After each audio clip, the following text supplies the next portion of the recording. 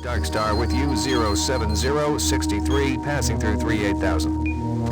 There really does seem to be some kind of division among gamers out there about if the BFG edition of Doom 3 is any good. This really seems to me like a really stupid argument to be having. It all seems to be centered around the flashlight too, of all things. Really? This is what we've come to? Arguing over a fucking light source? Are we all suddenly Hollywood directors now or something? Did we forget somehow that modders have given big game companies some of the best ideas to put into their new games? I recently fired up the old BFG edition when I went to record some footage for another unrelated video, and I found myself playing for hours. I mean hours. It totally grabbed me by the short and curlies yet again, and I didn't have the desire to pull away. I know some of you may be saying, why? This is the worst version of Doom 3 to play. No, it isn't, and I'm going to tell you why that is a gross overreaction. We can't stay here. Isn't safe. We better move. Doom 3 is a lot better than people give it credit for. Yeah, it isn't exactly a modern rendition of the original Doom, but it shouldn't be. It shouldn't be, beat for beat, all of the same levels. They kept the atmosphere the same, though. A demonic invasion of a research base on Mars. The fact that it is actually demons as opposed to whatever the fuck the things from the Doom movie were. The UAC and their bullshit. I'm tired of running damage control every time he makes a mess. The fact that you are a nameless Marine who is tasked with kicking the devil's leathery ass. What else could you want? Oh, there's also imps, cacodemons, revenants, hell knights, zombie soldiers. Oh look, there's also a mancubus.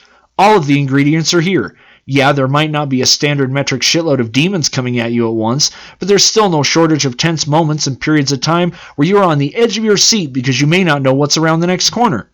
That's including absolutely horrible new additions in the forms of cherubs and trites. You go through a doorway that seems benign enough, but suddenly you're being attacked from behind when this zombie scientist came out of nowhere. Or you get a demon spider in your face. If that doesn't startle you at least a little bit, then maybe you need to change the kind of games you're playing. Or you're John Wolfe, in which case, fine, you get a pass. Never once while playing this through again did I think to myself, this isn't just the same, or that I regretted buying this version of the game. I completely enjoyed myself, as was obvious when I played so long that the sun was about to come up to greet me with a new day. Shitty games or completely borked remasters don't do that for me. I've always liked Doom 3, even when it seemed like nobody else did. That's even playing the game on the original Xbox for the first time. I even played through the expansions on the console before I put a keyboard and mouse to it. Then it was just making something that was awesome, even more so by just trying to refine the formula that was already there. Another iteration of the software, if you will. The fact that they also added so much more content in the form of both expansions and the first two games was also a very awesome thing to throw in there. They didn't have to, but a complete trilogy collection, that was a stand-up move for id. Now, I'm sure there are people out there who aren't happy with these versions of Doom, but that's what things like GZ Doom and Xandronome are for. The expansions themselves are perfectly fine and suit the base game well. They don't add any kind of earth-shattering or lore-expanding content, but more Doom is always good Doom, really.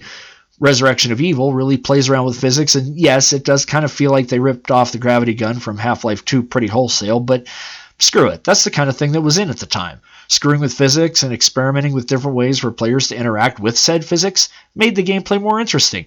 Now, I'm not totally in love with the grabber or some of the puzzles that are a result of its inclusion, but I'm also not all that in love with the artifact either. Same with the Soul Cube in the base game. They really could have left those out, and I would have been totally fine with that, but again, I get it. The Lost Mission is really kind of more of the same, just more Doom, which is always fine.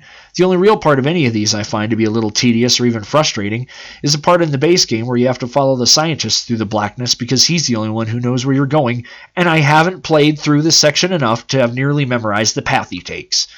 I've also heard a good deal of complaining that it takes too long to actually get to the game and be able to shoot a demon in the face. Folks, I'll say it again. This isn't supposed to be like classic Doom. It is a bit more cinematic. No, you cannot skip them. And yes, they're used to build story. Just relax and be patient. We waited how many years to play this game before it came out? 5 more minutes really isn't going to make your life worse or anything. The intro fits the tone of the game, it sets up the world and story, just in case you haven't played a Doom game before, and it makes it so much more satisfying when you do finally get to do some proper shooting. You start off in the Mars base proper, and the first few areas are pretty cool and used to get you used to the mechanics, shooting aspects, how storage lockers work, and really setting you up for the rest of the hell that follows. I also suppose the mid-third of the game can be a bit of a slog sometimes, but a lot of good games have that mid-slump thing going on. It's not awful, just a slog. The tram section is frustrating, but eventually getting to blast a Mancubus makes this section worth it. Once you get to the Delta Labs, though, the action is really on rails from here, if you pardon the pun. You do get to do some teleporting and find out a good deal more about the shady shit the UAC has been up to before your boots hit the spaceport and all the lights go out. Speaking of lights, let's finally talk about this damn flashlight issue.